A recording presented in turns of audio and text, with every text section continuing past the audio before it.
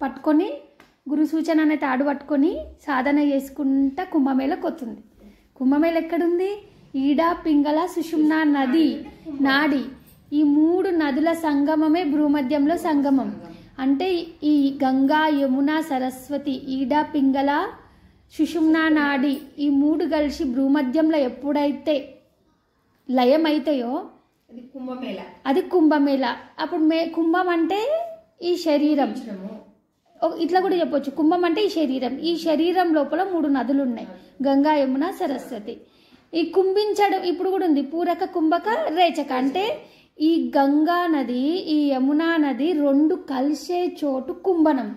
సరస్వతి, గంగా, యమున, సరస్వతి అంటే సుషుమ్న నాడి. ఈ అంటే ఈ జ్ఞాననాడి. ఇవి పూరక, కుంభక, రేచక అంటే కుంభించడం. ఇట్లా కూడా తీసుకోవచ్చు. శరీరం అనే ఒక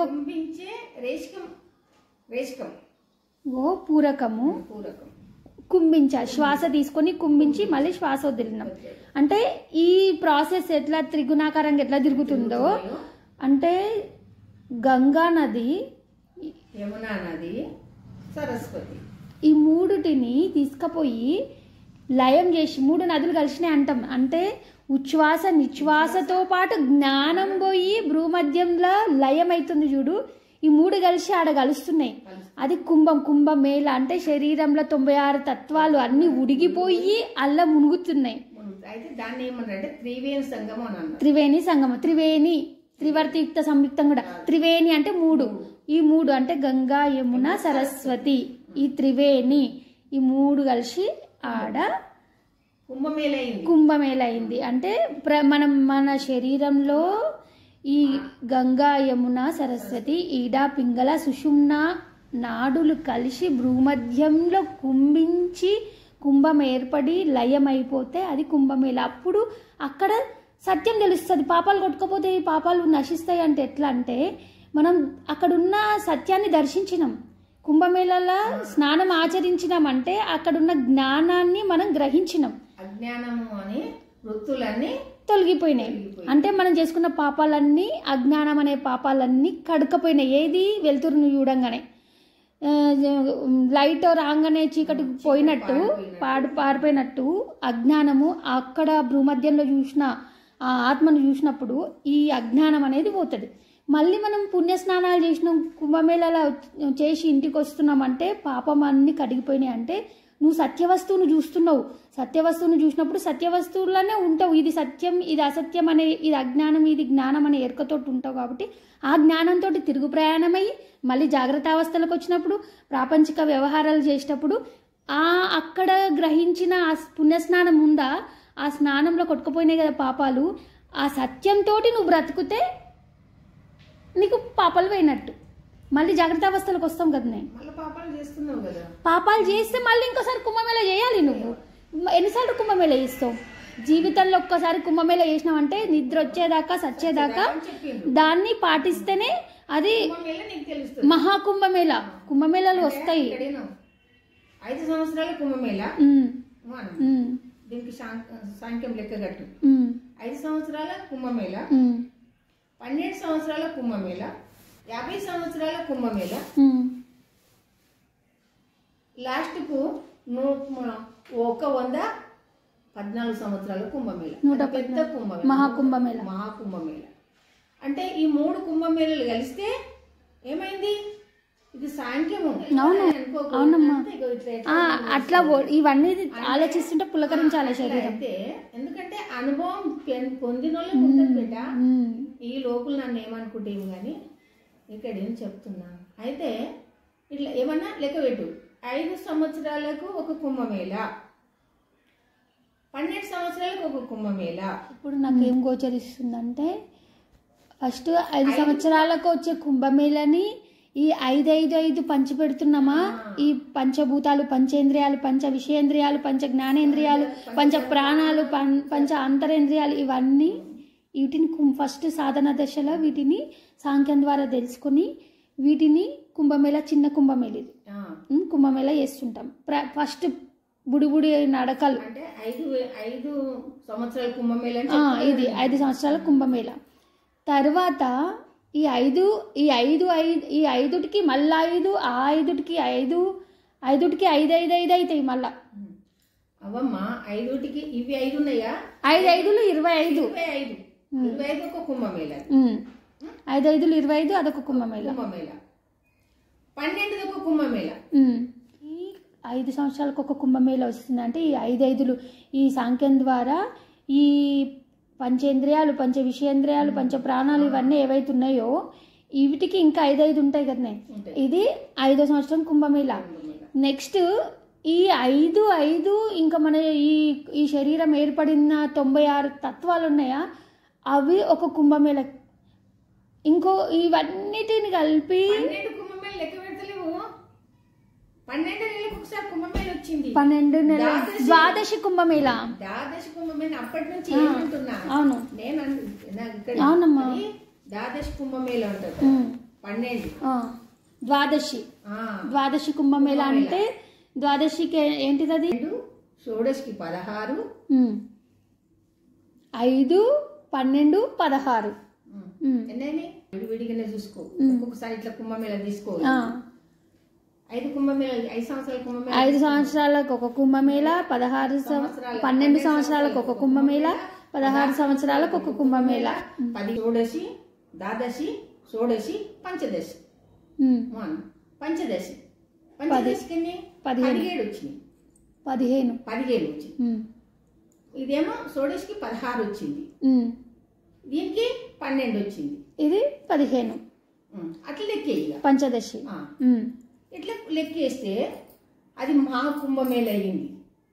మహాకుంభమేళ ఎట్లయిందంటే ఒక్కొక్కటి 5టిని లయం చేసి ఆ 16టిని 12టిని లయం చేసి 16టిని 15టిని లయం చేసి 16టిని లయం చేసి ఆ 16వది ఏది ఉందో అలా లయం చేస్తే అప్పుడు సత్యం బోధపడుతుంది. బోధపడి ఏమైతుంది? మహాకుంభమేళకు వస్తుంది. ఏది 16 ఆవల అంటే ఈ షోడశి ఆవల, షోడశి ఆవల, పంచదశి ఆవల. ఏమన్నా ఇప్పుడు ఏం చెప్పినా నీకు? ద్వాదశి, షోడశి, పంచదశి. పంచదశి అన్నప్పుడు ఏం చేసిందంటే ఇవన్నీ పనిచేసినాం. పనిచేసినప్పుడు ఇవన్నీ కిందికి పోయినాయి. అంటే ఈ దీనికి ఇంత దీనికి ఇంత అని కిందికి పోయినాయి. ఇవి కుంభమేళలే. మహాకుంభమేళ వచ్చింది ఇక. అయితే ఈ 16వ కుంభమేళ భ్రూమధ్యం. అదే 16వ కుంభమేళ భ్రూమధ్య స్థానము. ఈ మహాకుంభమేళ ఉందా? మహాకుంభమేళ అక్కడ ఎక్కడ ఈ 3 కలిసి మహాకుంభమేళ.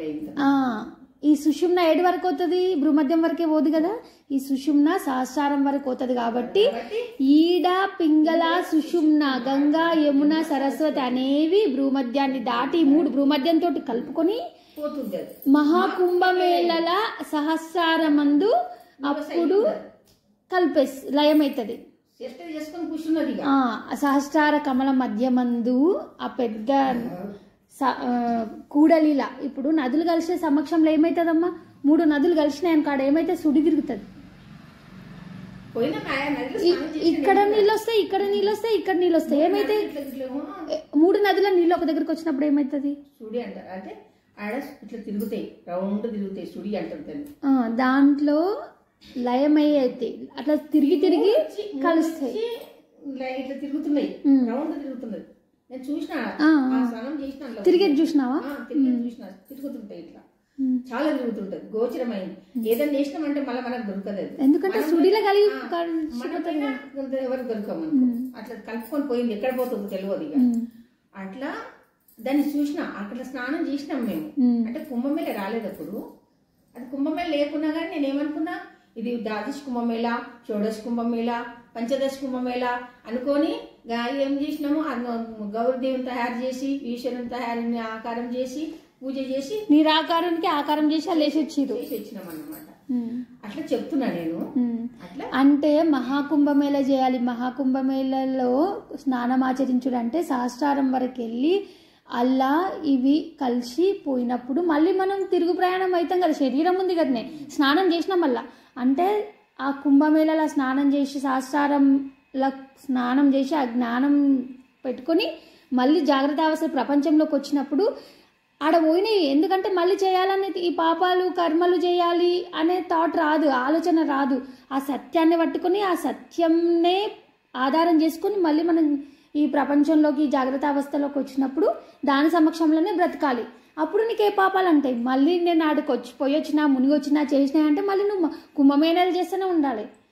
జీవితంలో కుంభమేళ చేసి మనిషి జన్మ వచ్చినప్పుడు కుంభమేళాల అందు గురించి సాగాలి, దిగాలి, స్నానం చేయాలి. కుంభమేళ అంటే ఏకాంతంగా కూర్చొని ఈ కాలు నొప్పి ఇట్లుండగా కూడా దీన్ని చర్చించుకున్నా. అవును ఇన్ని కుంభమేళలు ఉన్నాయి కదా, పెద్ద కుంభమేళలో నేను కూడా ఆలోచించుకున్నామ్మా. నాకు కుంభమేళ అనగానే థాట్ వచ్చింది, ఇంత ఋషులు మునులు తపస్సులు యోగులు ఉన్నారు కదా, తపసంపన్నులు ఉన్నారు కదా, అంటే ఈ అండాండం ఈ సృష్టి మొత్తము అండాండం కదా, ఈ అండాండం నుంచే ఈ పిండాండం వచ్చింది. అంటే ఈ సృష్టి ఈ బాహ్యంగా కనిపిస్తున్న ఈ ఈ నక్షత్రాలు, ఈ మండలాలు, నవగ్రహాలు, మేఘాలయాలు ఇవన్నీ ఎట్లున్నాయి, ఖగోళం ఎట్లుందో అందులో ఏమేమి అంశాలు ఉన్నాయో ఈ శరీరం ఈ పిండాండంలో ఆ అంశాలు ఉంటాయి. అయితే ఋషులు మునులు బయట అండాండంలో ఉన్న వాటిలో స్నానం చేస్తున్నారు. వాళ్ళకు కూడా తెలిసి ఉంటుంది. ఎట్లా అంటే లోపల అంతర్కుంభమేళం, లోపల కుంభమేళం చేసిన వాళ్ళు ఉన్నారు. కుంభమేళం చేసినప్పుడు కుంభమేళం చేసినట్టే ఉంటారు. అయితే బయటకు ఎందుకు పరుగులు తీస్తుండ్రు అంటే దాన్ని సత్యాన్ని గ్రహించలేక. అది సంకేతం. త్రివేణి సంగమము, గంగా యమున సరస్వతి నదుల సంగమము సంకేతం. అది ఆ సంకేతం నుంచి సత్యాన్ని పట్టుకోవాలి. అంటే ఆ అండాండం నుంచి ఈ పిండాండంలో కూడా అవే ఉన్నాయి కాబట్టి ఈ పిండాండం ఈ శరీరంలో కూడా అవి చూసుకోవాలి. పిండాండమే లేకుంటే బ్రహ్మాండానికి బయలుదేరినావు కదా, ఈ రెండింటికన్నా మించింది వేగమై ఈ బ్రహ్మాండంలో ఉంది. అదేమ్మా, ఈ అండ ఈ పిండ, అండంలో ఏముందో పిండంలో అది ఉంది కాబట్టి ఈ పిండం మనం అండం మొత్తం తిరిగి చూడాలా లేము కదా. ఈ పిండంలోనే లోపల ఈ ఏదైతే ప్రధానమైన మనసు ఉందో దాంతో ఈ పిండంలో గమనిస్తే అండంలో ఏముందో తెలుస్తుంది. ఈ అండ పిండంలో ఏముందో ఎక్కడి నుంచి వచ్చిందంటే బ్రహ్మాండంలో నుంచి వచ్చింది. ఆ బ్రహ్మాండమే నేనే బ్రహ్మాండం అని అప్పుడు అర్థమైందమ్మా. అప్పుడు బోధపడుతుంది. అప్పుడు అహం బ్రహ్మాస్మి స్థితికి ఎదుగుతారు. నేను బ్రహ్మను, నేను అంటే ఇప్పుడు తండ్రి అంశ పిల్లలలో ఎట్లుంటుందో డిఎన్ఏ అంటారు. తండ్రి డిఎన్ఏ వంశంలో పుట్టిన పిల్లలకు డిఎన్ఏ ఉంటుంది. అంటే మనం పరమాత్మ బ్రహ్మాండంలో వెలిగిపోతున్న పరమాత్మ సంతతి అంశ కాబట్టి సేమ్ అవే మన లోపల ఉంటాయి. మనం గ్రహించలేము. నేను అనే అహం అంటే ఇది నేను అనే అహం ఉంటుంది. ఎట్లాంటి అహం? అజ్ఞానంతో కూడిన నా శరీరం నాది.